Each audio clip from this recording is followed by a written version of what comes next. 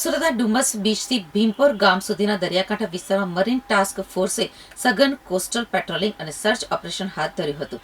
દરિયાઈ માર્ગે થતી ઘૂસણખોરી અને રાષ્ટ્ર વિરોધી પ્રવૃત્તિઓને રોકવા સુરક્ષા એજન્સીઓ સંપૂર્ણ સતર્ક બની છે. દેશની દરિયાઈ સરહદોની સુરક્ષા વધુ મજબૂત બનાવવા મરીન ટાસ્ક ફોર્સ દ્વારા સુરતના ડુમસ બીચથી ભીમપોર ગામ અને તેની આસપાસના દરિયાકાંઠા વિસ્તારમાં સઘન કોસ્ટલ પેટ્રોલિંગ અને સર્ચ ઓપરેશન હાથ ધરવામાં આવ્યું હતું. મરીન ટાસ્ક ફોર્સના એડીજીપી અમિત વિશ્વકર્મા, ડીઆઈજીપી એમ મુનિયા તથા હજીરા મરીન ટાસ્ક ફોર્સના પોલીસ અધિક્ષક અને મરીન સેક્ટર કમાન્ડર એસ.જે. પરમારના માર્ગદર્શન હેઠળ આ કાર્યવાહી કરવામાં આવી હતી. PI M M. Jambukiya, PSI B R. Tadvi, PSI S B. Patel તેમજ મરીન કમાન્ડોઝની અલગ અલગ ટીમોએ દરિયાકાંઠે ફૂટ પેટ્રોલિંગ કર્યું હતું. અવાવરૂ સ્થળો, ઝાડી ઝાંખરા અને સંભવિત છુપાવવાના સ્થળોની સઘન તપાસ કરવામાં આવી હતી.